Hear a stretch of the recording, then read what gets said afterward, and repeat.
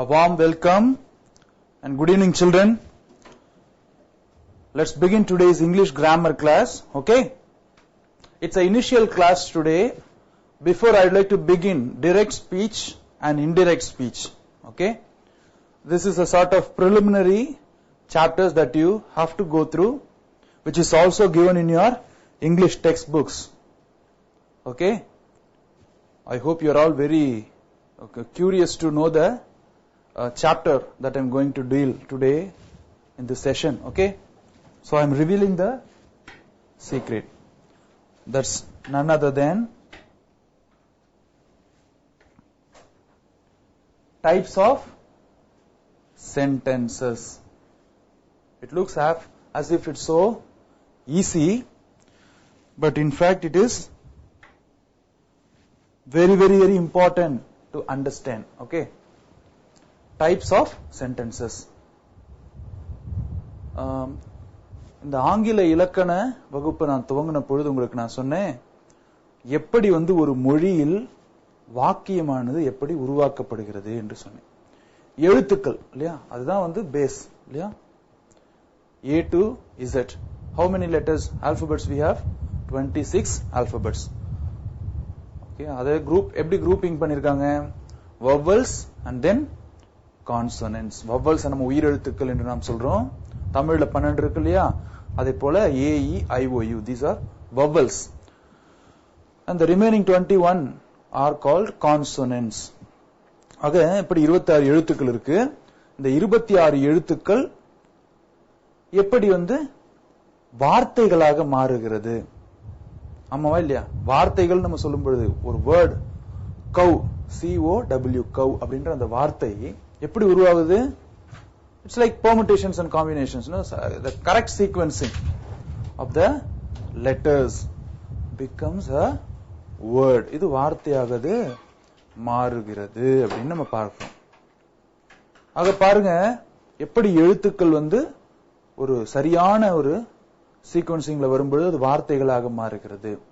இதே இந்த வார்த்தைகள் எல்லாம் சேர்ந்து ஃப்ரேஸா மாறுது அப்படின்றதும் முக்கியமா நம்ம குறிப்பிட வேண்டிய ஒரு விஷயம். இந்த ஃப்ரேஸா மாறுறது அப்படி கிளாஸா மாறுது, துணை வாசகங்களாக மாறுகிறது. ஃப்ரேஸ் அப்படின்னு சொன்ன தமிழ்ல சொற்றொடர், சொற்கள் தொடராக அமைவது. தொடர் வண்டி பார்த்திருக்கீங்களா? ட்ரெயின், தொடர் வண்டி எப்படி தொடர்ந்து நிறைய பெட்டிகள் இருக்கிறதோ அதே போல வார்த்தைகள் தொடர்ந்து வருவதால் தான் அதை சொற்றொடர் என்று நாம் சொல்கிறோம். அதை தமிழ்ல சொற்றொடர் என்றும் சொல்லலாம். ஆக எழுத்துக்கள், வார்த்தைகள், சொற்றொடர், அப்புறம் கிளாஸ் அப்படின்னும் பொழுது துணை வாசகம், clause, main clause, subordinating clause அப்படின்னு நிறைய, டிபெண்டன்ட் கிளாஸ் இப்படி சொல்லலாம். மெயின் கிளாஸ், சப்பார்டினேட் கிளாஸ் சொல்லலாம். இல்லனா இண்டிபெண்டன்ட் கிளாஸ், டிபெண்டன்ட் கிளாஸ் அப்படின்னு ரெண்டு விதமா பிரிக்கிறாங்க. இது நம்ம சிம்பிள் காம்பவுண்ட் காம்ப்ளெக்ஸ் படிக்கும்போது நம்ம we will go through it. இப்போ எழுத்துக்கள் பார்த்தோம், வார்த்தை பார்த்தோம், சொற்றொடர் பார்த்தோம், அப்புறம் என்ன பார்த்தோம்?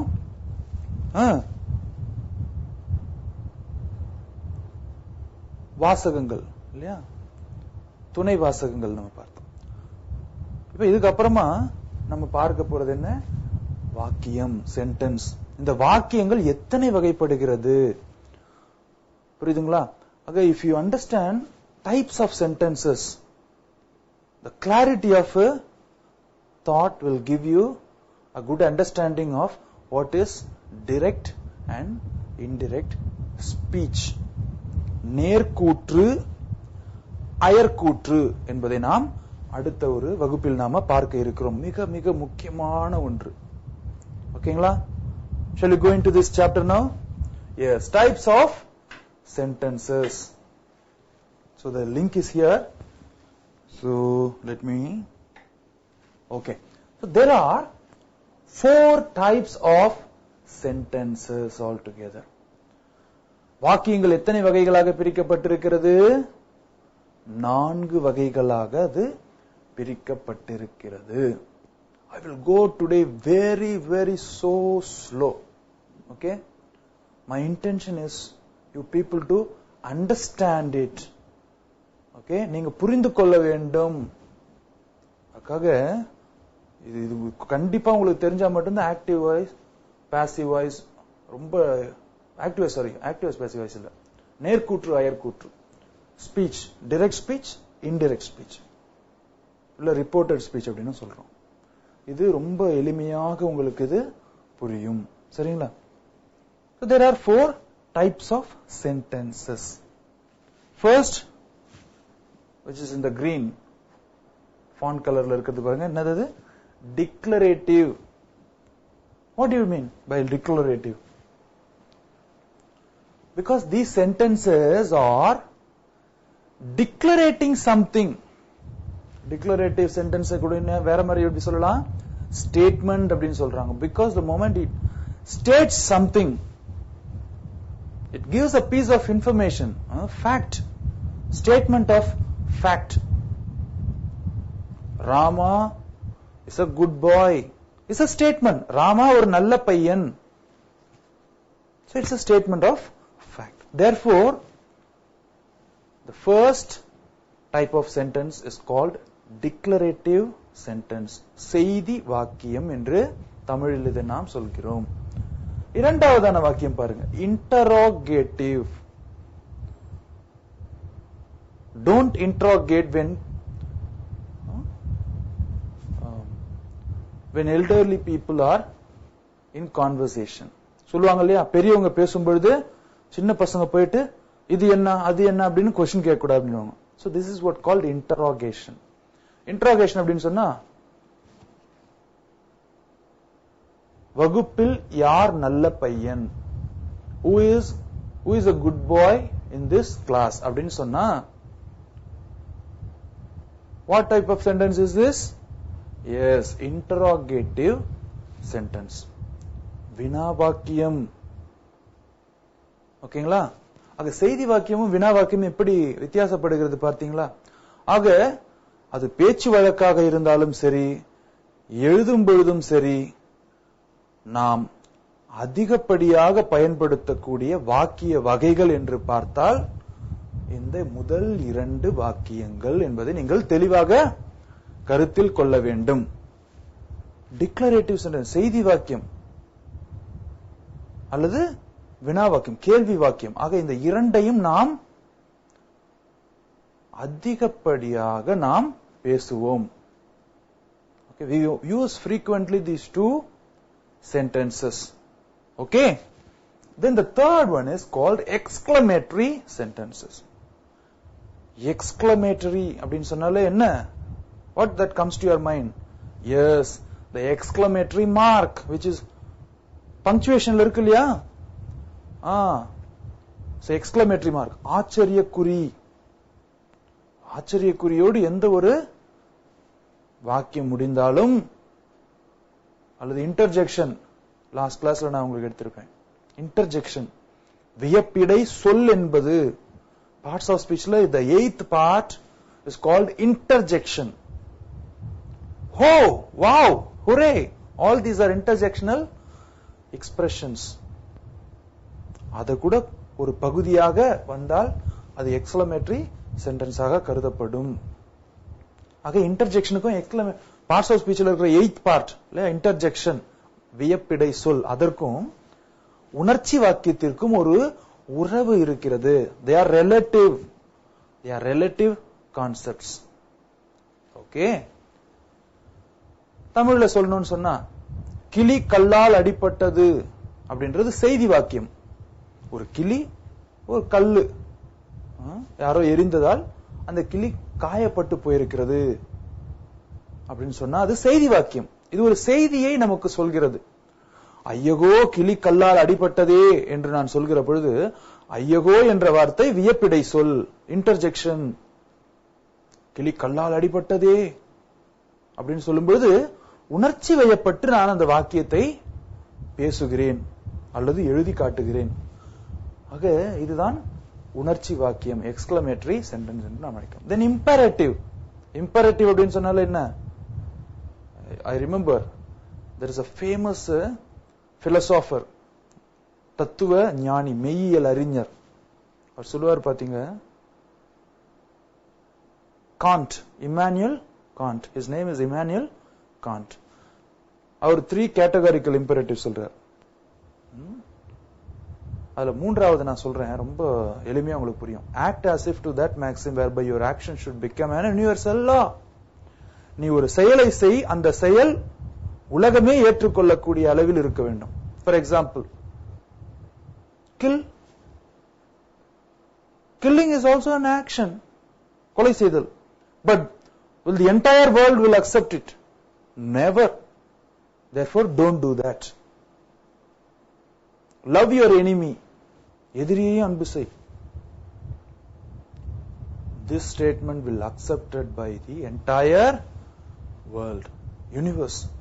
So therefore act always to that maxim. That maxim, கட்டளை தான் imperative அப்படின்னு சொல்லுவோம். அது கட்டளை வாக்கியம். இதில் அந்த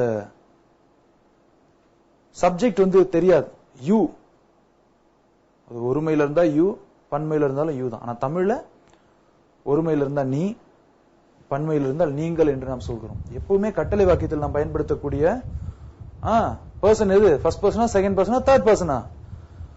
செகண்ட் பர்சன். ஃபர்ஸ்ட் பர்சனை தன்மைன்னு சொல்லுவோம், செகண்ட் பர்சனை முன்னிலை என்று சொல்வோம், தேர்ட் பர்சனை படர்க்கை என்று நாம் சொல்வோம். தன்மை, முன்னிலை, படர்க்கை. ஆக இம்பரேட்டிவ் சென்டென்ஸ்ல குறிப்பாக நான் ஒன்னு சொல்லிக் கொள்ள விரும்புகிறேன். தயவு செய்து குறிப்பெடுத்து வைத்துக் கொள்ளுங்கள். கட்டளை வாக்கியத்திலே சப்ஜெக்ட் மறைந்து காணப்படும். அது செகண்ட் பர்சனா தான் இருக்கும். யூ அதுதான் மறைஞ்சு வரும். அந்த மறைந்து வர்றத நான் எழுதி காட்டலாமா? மறைந்து இருக்கிறத நான் எழுதலாமா? எழுத்தால் எழுதும்போது எழுதலாமா? எழுதுங்க, தாராளமா எழுதுங்க. That's not a big matter of fact. Okay, then one more thing. என்ன டென்ஸ் பயன்படுத்தப்பட்டிருக்கும் அதுவும் ரொம்ப ரொம்ப முக்கியம். இம்பரேட்டிவ் சென்டென்ஸ்ல it's always in the present tense. நிகழ்காலத்தில் மட்டும்தான் இருக்கும். Present tense only used to speak or write imperative sentence. So with this important notes, let's move into the next. Okay.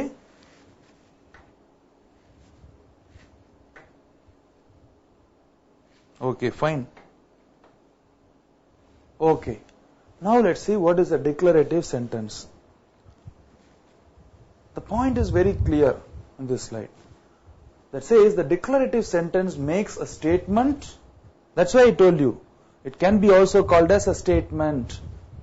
Statement and is punctuated by a period. Period அப்படின்னு சொன்னா என்ன? Full stop. இதுதான் American versus British English. ஒரு பக்கம் period அப்படின்னு சொன்னா இன்னொரு பக்கம் ஃபுல் ஸ்டாப்னுவாங்க. இங்க ரெஸ்ட் ரூம் அப்படின்னு சொன்னா அங்க வாஷ் ரூம்னு சொல்லுவாங்க. So this is how these English are being used differently. Okay. So the declarative sentence, செய்தி வாக்கியம் என்பது என்ன? It makes a statement. இது ஒரு செய்தியை நமக்கு தருகிறது. It gives a piece of information. அது எப்படி முடிகிறது அதுதான் முக்கியம். எந்த குறி ஈட்டை கொண்டு அது முடிகிறது அப்படின்னு பார்க்கும் பொழுது இது நிறுத்தற்குறி, ஃபுல் ஸ்டாப், அதை வைத்தது முடிகிறது.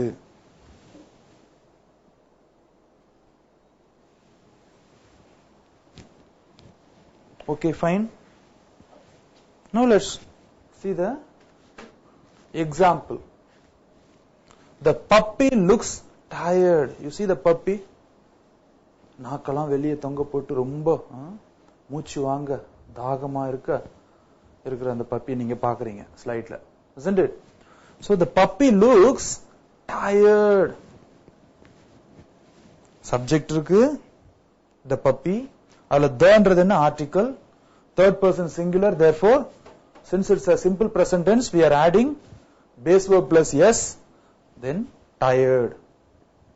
Then we are ending it with a full stop or period, whatever it is. So the puppy looks tired. The puppy பார்க்க ரொம்ப டயர்டா இருக்கு அப்படி நம்ம சொல்றோம். ஓகேங்களா?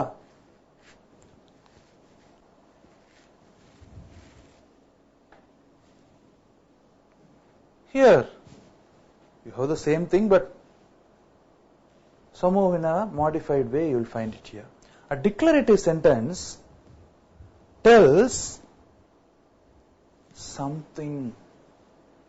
எதையோ பற்றி சொல்கிறது, ஏதோ ஒரு செய்தியை நமக்கு சொல்கிறது. It ends with a period. Okay? Nothing more than this.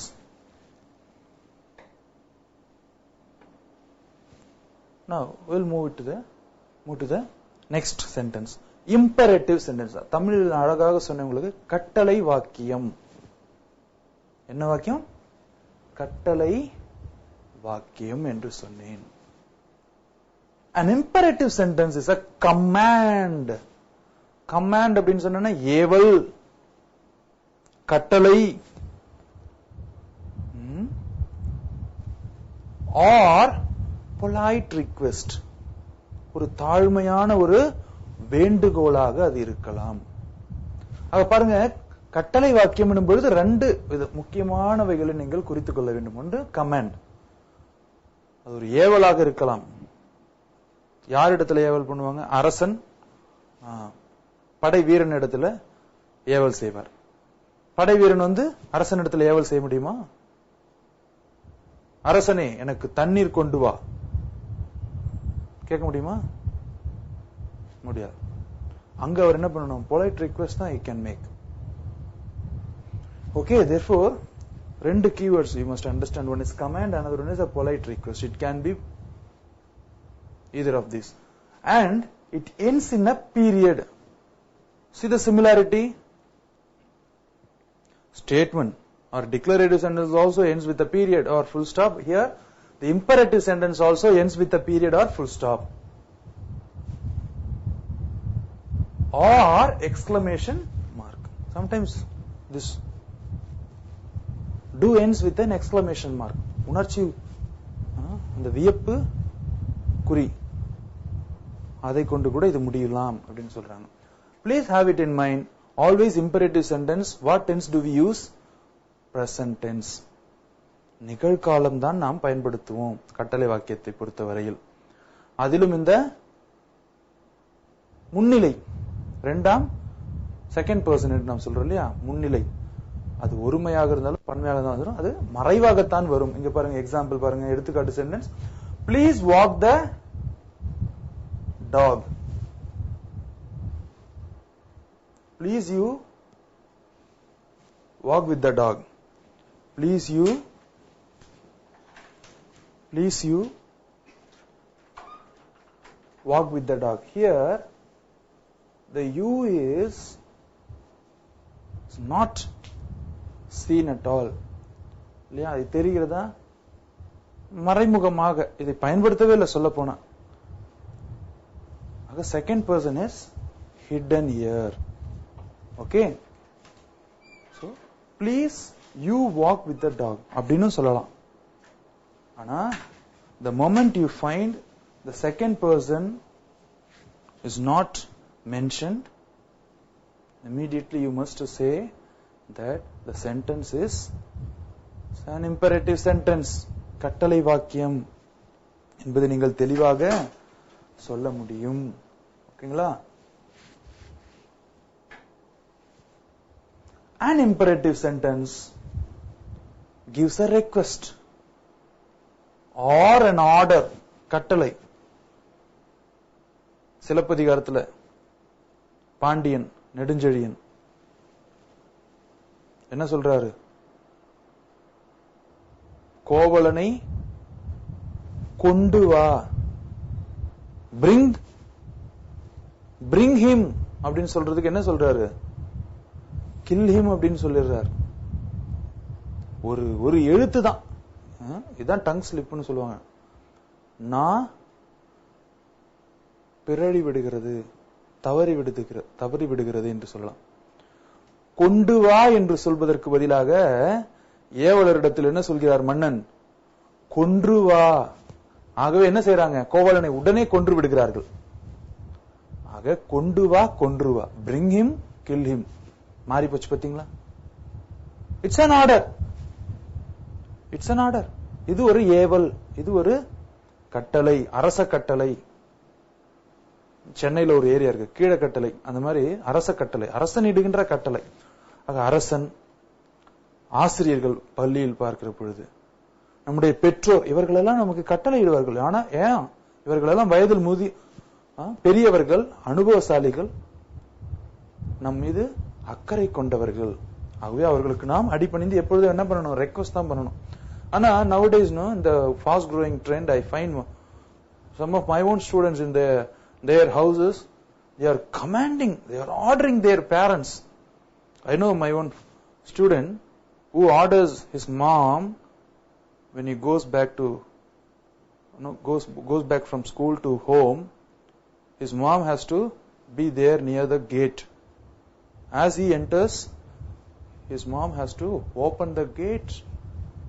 He treats his own mother like a watchman. Very bad, very bad. So please children, never ever order the elders. அது ஆசிரியராக இருக்கலாம் அல்லது உங்களுடைய பெற்றோராக இருக்கலாம். அவர்கள் எல்லாம் உங்களை வாழ்த்தினால் தான் நாம நல்லா இருக்க முடியும். இன்னைக்கு நான் நல்லா இருக்கிறேன்னா it's all because of my teachers and my parents. Their blessings. Okay? Therefore, please always request. So, when you understand imperative sentence, you must know the nuances of it.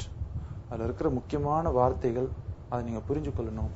Please take down notes. That's why I'm covering today the limited portion, which is also very important.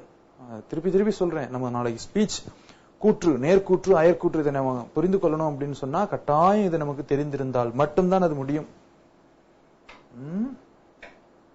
Shall we go to next? Exclamatory. So here you find a house. பாத்தீங்கன்னு சொன்னா நெருப்பு பத்தி எரியுது. ஆஹா, அந்த நேரத்துல என்ன பண்ணுவீங்க? சந்தோஷமா dance ஆடுவீங்களா? Never. You never dance, isn't it? Such a time you make sentences with full of feelings. உணர்ச்சி வயப்பட்டு பேசுவோம். ஐயோ பத்திக்கிச்ச வீடு அப்படின்னு சொல்லுவோம். என்ன சொல்லுவோம்? வீடு நன்றாக பற்றி எரிந்து கொண்டிருக்கிறது அப்படி சொல்லுவோமா? வீடு பற்றி எரிந்து கொண்டிருக்கிறதா அப்படின்னா கேள்வி வாக்கியம், வினா வாக்கியம் சொல்லுவோமா? அப்படி ஒரு வீடு பத்தி எரியுது, என்ன பண்ணுவோம்? அந்த வீட்டுக்கு நம்ம தண்ணியை ஊத்துவோமோ இல்லையோ, நம்ம முதல்ல எஸ்கேப் ஆக தான் பார்ப்போம்ல. ஐயோ வீடு பத்திக்கிச்சு ஓடு. So this is normally we do. So now the exclamatory sentence.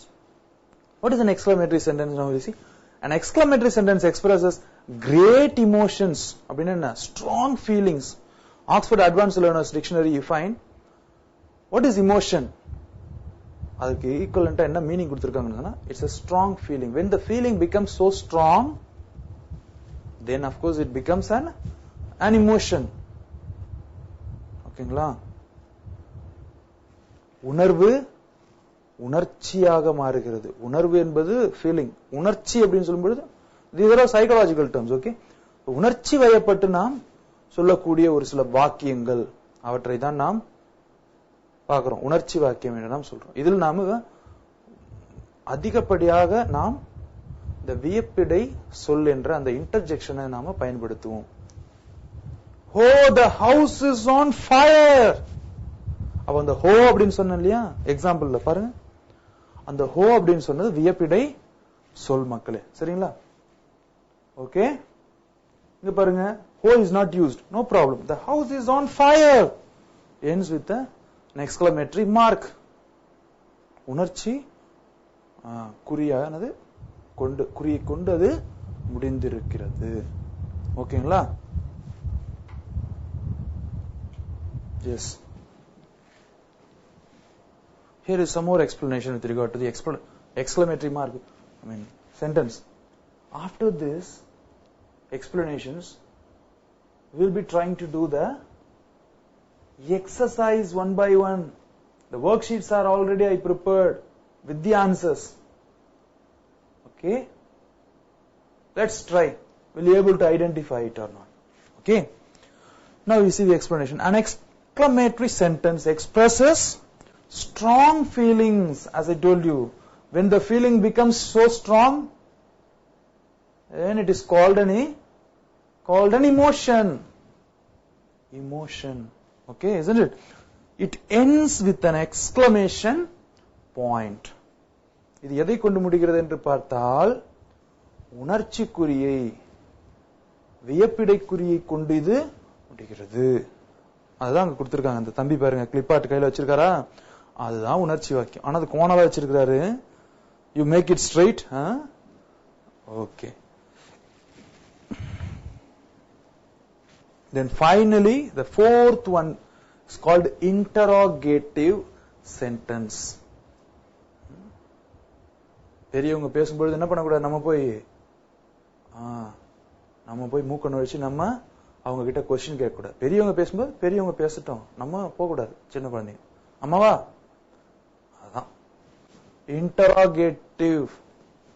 Police interrogated the thief. Police என்ன பண்ணுவாங்க என்கொயரியில? they do interrogate, isn't it? என்கொயரியில என்ன பண்ணுவாங்க? கேள்வி கேட்டுட்டே இருப்பாங்க.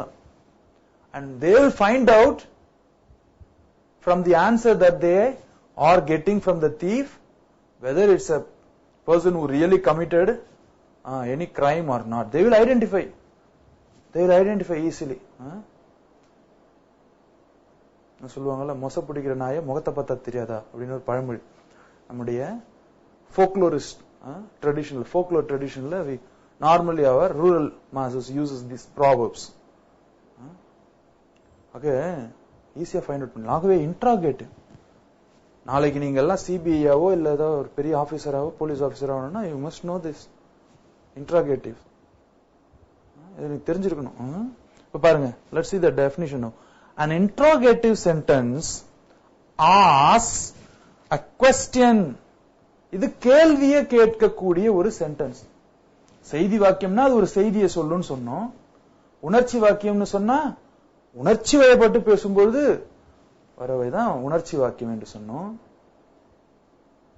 கட்டளை வாக்கியம்னு சொன்னா அது கட்டளையாக இருக்கும் பொழுதும் வேண்டுகோளாக இருக்கும் பொழுதும் அதை நம்ம கட்டளை வாக்கியம் என்று நம்ம சொன்னோம். இப்போ இன்டராகேட்டிவ் சென்டென்ஸ் வினா வாக்கியம் என்று சொல்கிற பொழுது அது என்ன? வினா வாக்கியம்னா வினாவா தான் இருக்கணும். புரியுதுங்களா? how simple things are. Things are always very simple, but the way how we perceive, it is always again also no, there's something. How attentively we perceive. How do we pay our attention to the maximum? I'm not asking you to listen 100%. No, never. No one is perfect in this world except God. But how maximum we show our attention will benefit. The amount we show our attention, the attentive observation will definitely make us all once in a high positions. So interrogative sentence asks a question. Very simple. இது ஒரு வினா வாக்கியம் என்று சொல்கிற பொழுது அது வினாவாய் போலதான் அமையும். And ends with a question mark. So this is a punctuation mark that you have to make it a note. Make note of it, right? Example, if you look at, is it raining outside? வெளியில மழை பெய்கிறதா அப்படின்னு நான் கேக்குறேன். இது yes or no type question. ஒன்னு ஆமா சொல்லணும், இல்லனா இல்லன்னு சொல்லணும். இதுதான் இன்டராகேட்டிவ். இன்னொரு क्वेश्चन இருக்குது. ஒன்னு yes or no type னு சொன்னேன். What is the other one? WH type. Is it raining? Do you find any WH words here? Never. If I ask you a question, what is your name? உங்களுடைய பெயர் என்ன என்று கேட்கிறேன். What? என்னன்னா என்ன? தமிழ்ல சொல்லும்போது ஆங்கிலத்துல என்னன்னா what? Why are you crying? ஏன் அழுது கொண்டிருக்கிறாய்? Why? இதுல பாத்தீங்கன்னா WH.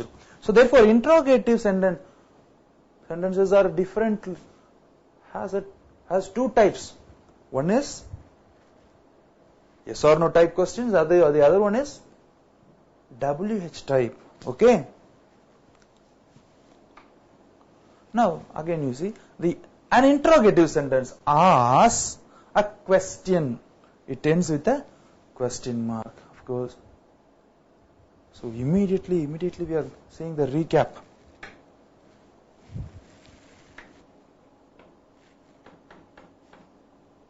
Okay. Now we are going to see the worksheets.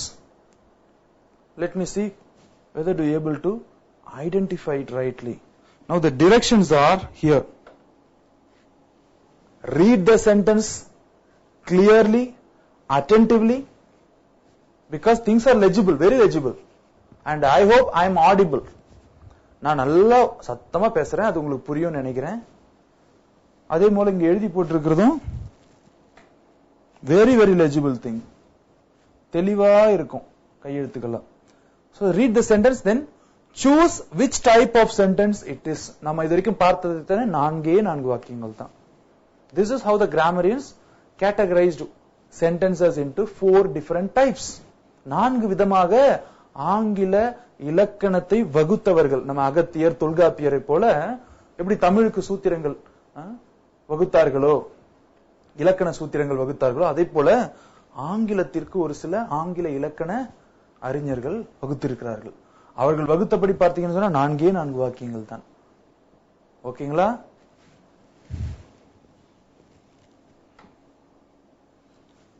Click on the type of sentence, you see if you were right. நீங்க சரி என்று நினைத்தீர்கள் சொன்னா, after identifying, after reading and reflecting, tell the answer. And if you are able to say all the worksheets correct, then my objective is fulfilled. My goal is achieved. Mission completed. If you are not telling it, then mission is incomplete. Shall we move now to the worksheets? Right.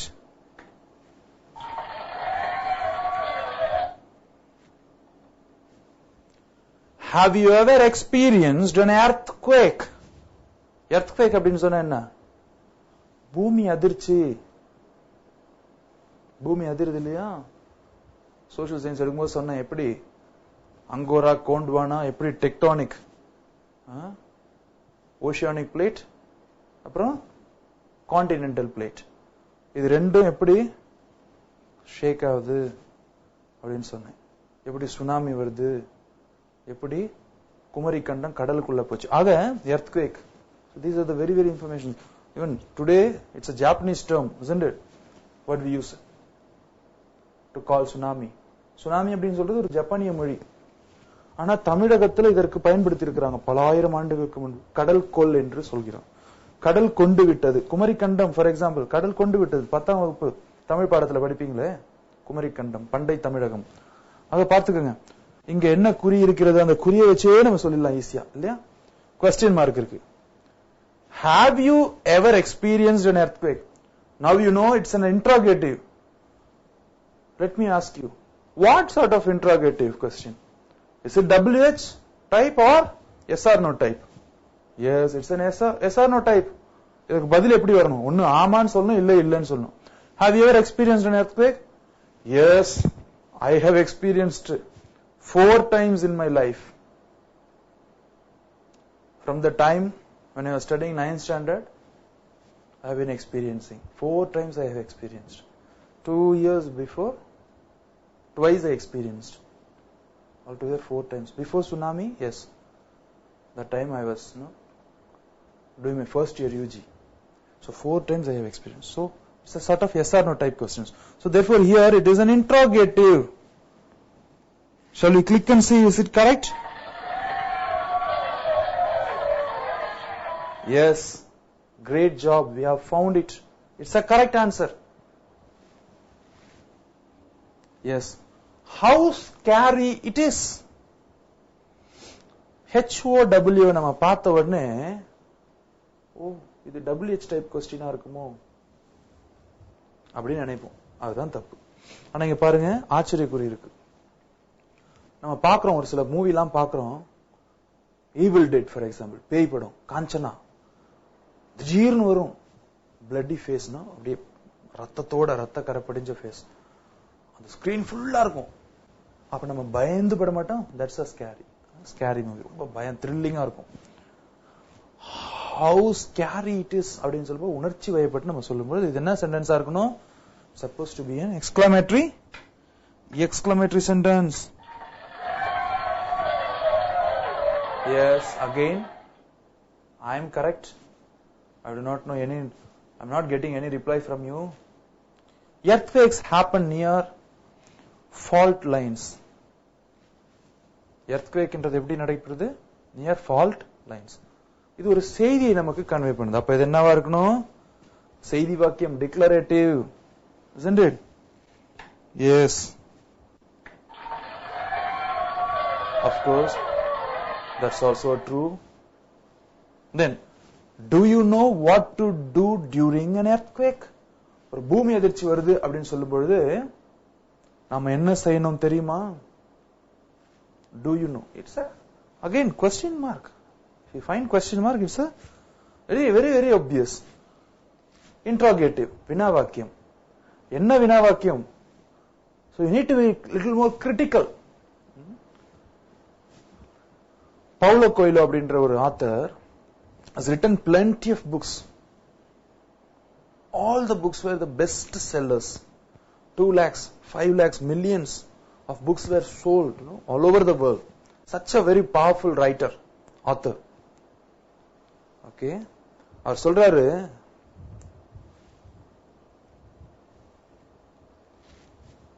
creativity அப்படின்றது ஒழிந்து போய்விடும் எப்பொழுதுனா, when you have a self doubt, உன் மீதே உனக்கு ஒரு சந்தேகம் இருக்கிறது என்று சொன்னால், என்னால் இது முடியுமா? நான் அந்த பலூன் கதை கூட சொன்ன ஞாபகம் வருதா? Does this balloon fly? Black balloon fly? அப்படி நினைச்சிருந்தாருன்னா இன்னைக்கு Nelson Mandela can't able to do anything for the people, for his people, black people. Okay? African people. Therefore, please remove all these barriers, obstacles, hindrances, negative thoughts. Always have a optimistic views. நேர்மறையான சிந்தனைகளை வைத்துக் கொள்ளுங்கள். ஓகேங்களா? ஆக இதுதான் கிரிட்டிக்கலா இருக்கணும். அதே சமயத்துல கிரியேட்டிவா இருக்கணும். புதுமையாக இருக்க வேண்டும். அதே சமயத்தில் பகுத்து ஆராய்ந்து அறியக்கூடிய அந்த ஒரு மனநிலை. Because these two will ultimately make you to a greater heights. உங்களை வாழ்க்கையில் ஒரு சிறந்த ஒரு இடத்திற்கு உங்களை அழைத்து செல்ல, please follow my 2C principle formula. எப்படி வேணா வச்சுக்கலாம். அது ஒரு கொள்கையாக வைத்துக் கொள்ளுங்கள் அல்லது ஒரு சூத்திரமாக கூட வைத்துக் கொள்ளுங்கள். 2C formula. Never forget 2C formula. What are those 2C? One is creativity. The other one is critical thinking. Okay? இது அப்ப என்னது இது? Critically look at. Do you know what to do during an earthquake? Yes, I know. அப்படின்னு சொன்னா it's a yes or no type. So when you find the moment where you find a question mark at the end of the sentence, it's more obvious that it's an interrogative sentence. Yes, correct. Read about earthquake safety. ஒரு நில அதிர்வு வருகிறது என்று சொன்னால், பூகம்பம் வருகிறது என்று சொன்னால், எப்படி நம்மளை பாதுகாத்துக் கொள்ள வேண்டும், எப்படி நம்மை தற்காத்துக் கொள்ள வேண்டும் என்பதை பற்றி படியுங்கள் என்று சொல்றாங்க. அப்ப இங்க பாருங்க, சப்ஜெக்ட் இருக்கா? The very sentence starts with a verb, read. இதுல செகண்ட் பர்சன் முன்னிலை, அது ஒருமையாகவோ அல்லது பன்மையாகவோ கொடுக்கப்படவில்லை அப்படின்னு சொல்லும் பொழுது, அதே சமயத்துல அந்த வாக்கியம் முடியும் பொழுது முற்றுப்புள்ளி வைத்து முடிக்கிறது. Period or full stop. We find it at the end of the sentence. So ultimately it's more obvious that it's an imperative sentence. Shall we try? Yes. It's an imperative sentence. Earthquakes can cause damage to homes. வீடுகள், earthquake அந்த வீடுகள் எல்லாம் அதிர்ந்து கீழே விழுந்து, it will create a chaotic effects on the shelters. இது என்ன? இது ஒரு செய்தியை நமக்கு தருது. Therefore it's a declarative or statement. Yes. What a mess an earthquake can make. The moment you find WHAT, Don't come to a conclusion that it's an interrogative. வினா வாக்கியம் என்ற அந்த ஒரு முடிவுக்கு வந்துடாதீங்க. வாட் அப்படின்னு சொன்னா என்ன? நம்ம ஒரு ஃபேமஸ் படத்துல சொல்லுவாங்க, பாத்திருக்கீங்களா? எத்தனை பேர் பார்த்திருப்பீங்க? நிறைய பேர் பார்த்திருப்பீங்க. என்ன கொடுமை சார் இது, 6 மணி ஆகுது இன்னும் விடமாட்டீங்களா அப்படின்னு சொல்லும்போது என்ன கொடுமை சார்ன்றோம். அப்ப அந்த என்னன்றதை நம்ம சொல்றோம். அந்த என்னன்னு சொல்றதால அது வந்து வினா வாக்கியமா மாறிடுமா? Never. That's why I ask you to make sure with the mark, punctuation mark at the end of a sentence always, and read, because things are legible on the screen. You read and perceive it, understand it, then the things will be more clear. Okay? What a mess an earthquake can make. ஐயோ, Fukushima ஜப்பான்ல நடந்தது இல்லையா, tsunami. அப்ப அந்த பாதிப்பு, what a mess, what a chaotic, what a disastrous அப்படின்னு சொல்லும் பொழுது இது வினா வாக்கியம் கிடையாது. இது என்ன? எக்ஸ்கிளமேட்டரி, உணர்ச்சி வாக்கியம். Yes, correct. There can also be a lot of debris அப்படின்னு சொன்னா வைரம். ஓகே, after an earthquake, பூமி அதிர்ச்சி வந்தது பெருமோ, அதே மாதிரி நெருப்பு குழம்பு, எரிமலை வெடித்து சிதறும் பொழுது என்ன ஆகும்? உள்ள பூமிக்குள்ள இருக்கின்ற புதைந்த ஃபாசில்ஸ் தான் இல்லையா, படிமங்கள் தான் என்னவாக மாறுகிறது? நிலக்கரியாக மாறுது. அதே சமயத்துல வைரங்களாக மாறுகிறது என்பது அறிவியல் பூர்வமான உண்மை. Science fact. அப்படின்னு ஒரு செய்தியை இந்த வாக்கியம் கன்வே பண்ணுது. அப்படின்னு சொன்னா என்ன வாக்கியமாக இருக்கும்? Yes, it's a declarative sentence. Cover your head during an earthquake. ஏன்னா திடீர்னு ஒரு பெரிய பாறை கல்லு ஏதோ வந்து விழலாம். So cover your head during an earthquake. அப்படின்னும் பொழுது இது என்ன? ஆச்சரியக்குறி இருக்கலாம், ஆனாலும் இது என்ன?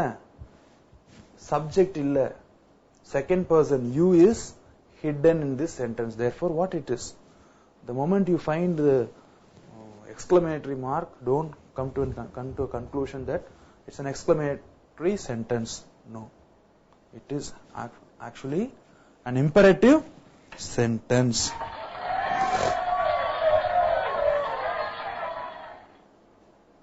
So, congratulations, children. So you know your types of sentences. Thanks for playing a worksheet sort of game here.